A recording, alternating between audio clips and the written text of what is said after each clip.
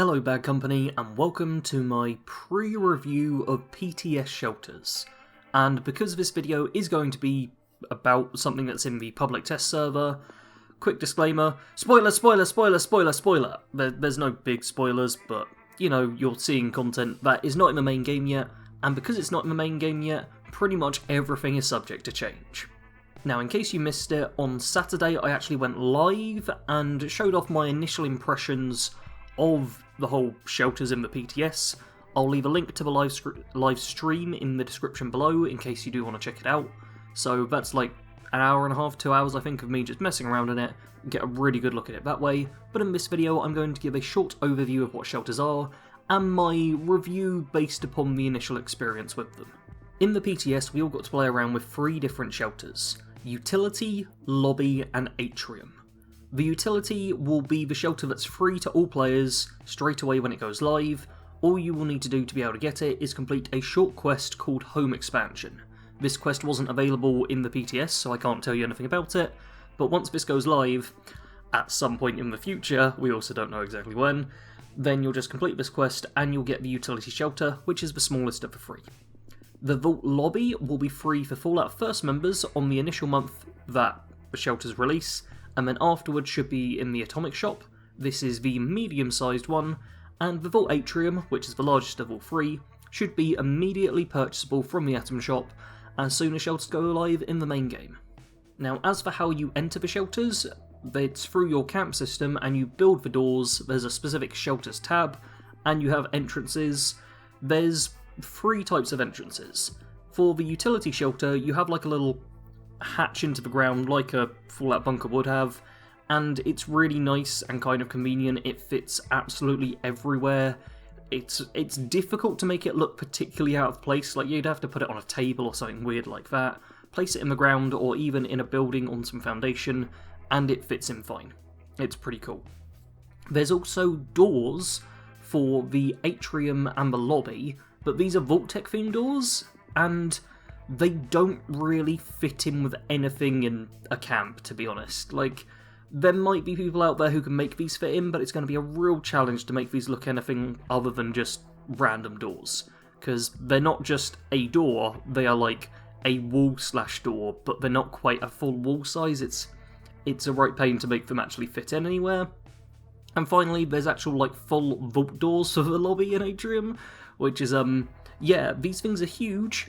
You can't clip them into like the side of mountains, which is the thing I most wanted, but after playing around with a couple of my patrons for a while, we were able to get them like in the water, which looked quite good. I had one at the back of Vault 76, which looked like it was just a back entrance to Vault 76, which was kind of nice. There is stuff you can do with them, but the size of them, it just makes it really difficult to put into an established camp, and you need a lot of flat space to really put it on, otherwise you're going to end up with it floating. Sometime in the trees, because I managed to do that too.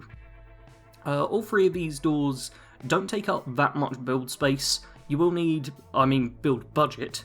The giant vault door takes up a lot of space, but the budget requirements for them are pretty small, so you should be able to fit these in without having to like demolish half your camp. Now, as for the rooms themselves, the Utility room is the smallest, which makes it the easiest to decorate. You can cram it full of stuff completely, and you get a pretty large budget in all of the shelters, so you can really heavily decorate this room and have it feel like it's fully packed and completely lived in. I'll make sure to show a cinematic here of someone's camp that we went to and went down to their Utility room, and apparently they've been working on it for like 8 hours or something, and had really packed the place out, which kind of shows you just how much you can pop into these rooms, because keep in mind every single little thing eats up some budget. Now, the Lobby is my least favourite of the 3. It's the middle-sized one, and it doesn't really feel big enough to do anything adventurous with, and it's not small enough to fully cram in stuff in an interesting way. Plus, the entrance is a huge vault door, but it's the back of the door, which looks quite ugly in my opinion, so I really was not a fan of a Lobby, which is a bit of a pain, because I do currently pay for Fallout First, and that means I'm going to get this one for free. And I'm just not that much of a fan of it. It's the one I spent the least amount of time in because I don't like it. The Atrium, on the other hand, is almost great. The problem is that it's not quite the right shape for the main floor to have a 3-story, full-width building. despite seeming like it should be able to.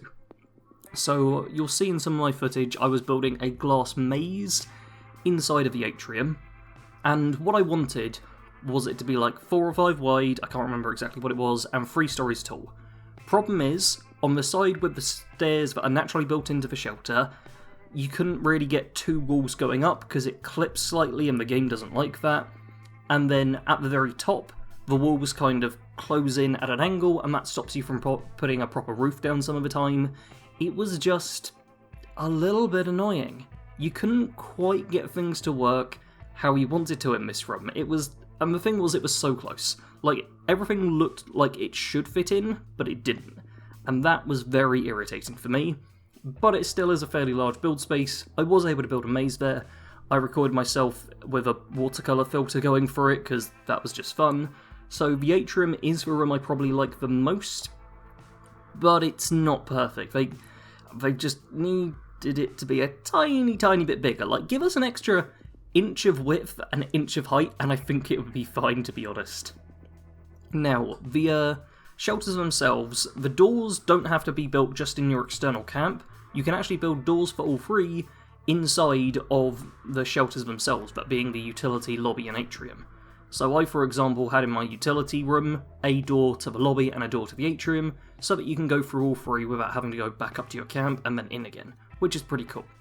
Each of them also has their own individual build budget, so you're not limited. If you build a ton of stuff in the utility room, that does not affect the lobby or the atrium at all, so you can really build to your heart's content.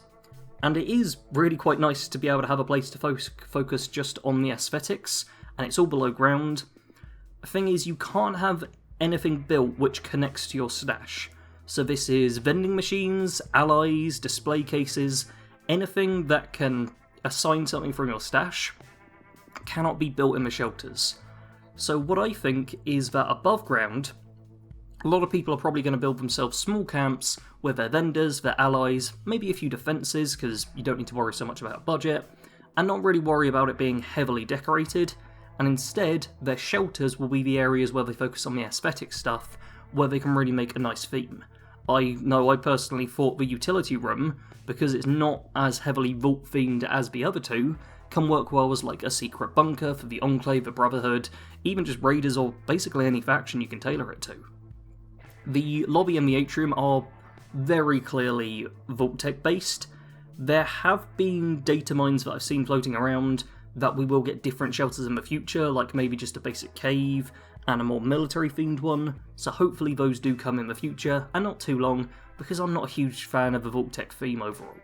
Now, as nice as it is to be able to build stuff underground and have a different space for it all, and how cool that can be, you do still have to deal with the somewhat janky build mechanics of Fallout 76. Like, you can have things floating around, which is cool, and the build restrictions are a little less tight inside of the shelters, and you can snap things, and they've made some improvements to building, but it's not like a flawless system. This is Fallout 76. If you've ever tried building a nice camp in Fallout 76, you'll know that something's always going to go wrong, and this applies to the shelters as well.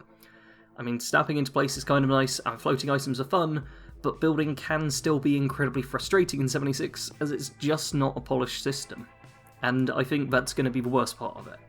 Overall, if you are a big fan of camp building, then this is going to be a great update to you. However, I feel most people will find it just to be a distraction for an hour or 2, and then not really care about it too much after that. Like, you're not getting any rewards for doing it. It's nice to be able to decorate the camp, and decorate the shelters more, but it's just more of what we've already done, just with a bigger budget, so it's not anything amazing, but I do think it is a solid add-on for the game, and of course, this is coming for free, like all of the updates, so I'm not going to complain too much about it, because it's a genuinely nice thing.